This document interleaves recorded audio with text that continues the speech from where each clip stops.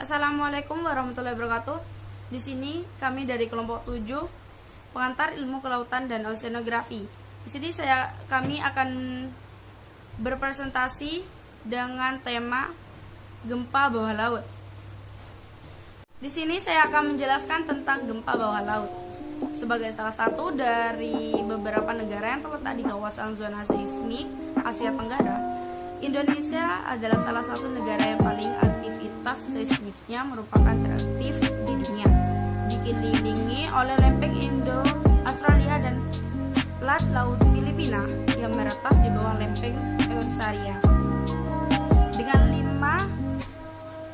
lima pulau besar dan beberapa semenanjung, Indonesia telah mengalami ribuan gempa bumi dan ratusan tsunami pada rentang 400 tahun terakhir. Begitu juga dengan gempa bawah laut. Pergeseran lempeng bumi yang terjadi yang mengakibatkan getaran pada bumi dan terjadi di bawah laut disebut gempa bawah laut. Gempa bawah laut ini sering terjadi walau memiliki efek yang tidak terasa, tapi tampaknya terasa secara perlahan dan merusak dasar laut. Gempa bawah laut yang cukup besar dapat mengakibatkan fenomena lainnya seperti tsunami dan gempa bumi di daratan sekitar titik gempa, serta longsoran bawah laut. Proses terjadinya gempa bawah laut, pergeseran dan tumbukan lempeng yang pusatnya di darat akan mengakibatkan gempa di darat, sehingga menimbulkan kerusakan dan prasarana fisik manusia. Tetapi, jika pusat gempa terjadi di dasar laut, maka dapat menimbulkan dampak terhadap gerakan air laut yang akan membentuk gelombang besar dan mempengaruhi daerah-daerah sepanjang pantai, sehingga masuk ke pedalaman. Gempa bumi di laut dapat menimbulkan tsunami. Gempa bawah laut yang menimbulkan tsunami biasanya terjadi di zona penunjaman dengan kekuatan 7,0 skala magnitudo momen atau lebih.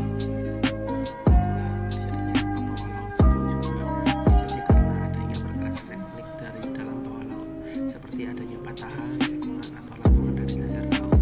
Nah, setelah adanya patahan tersebut, air laut di sekitar patahan akan memasuki patahan, cekungan atau lambungan tersebut yang mengakibatkan kenapa sebelum tsunami air laut berangsur-angsur surut. Nah, itulah jawaban dari kalimat pertanyaan tersebut. Nah, setelah berangsur-angsur surut, apabila terjadinya gerakan tektonik lagi atau pergeseran lempeng bumi lagi,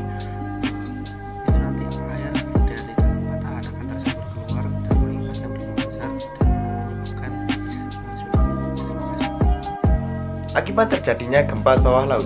Gempa bawah laut tentunya dapat mengakibatkan banyak terjadinya fenomena alam, di antaranya tsunami. Tsunami yang terjadi akibat gempa bawah laut yang merusak dasar laut sehingga membuat gelombang laut sangat tinggi dan membahayakan.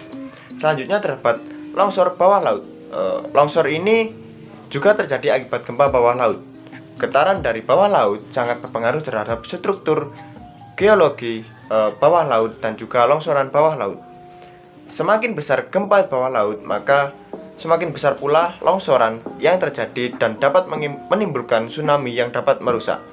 Nah, begitulah pemaparan materi dari kelompok 7 tentang gempa bawah laut.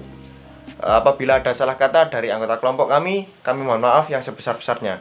Demikian, wassalamualaikum warahmatullahi wabarakatuh.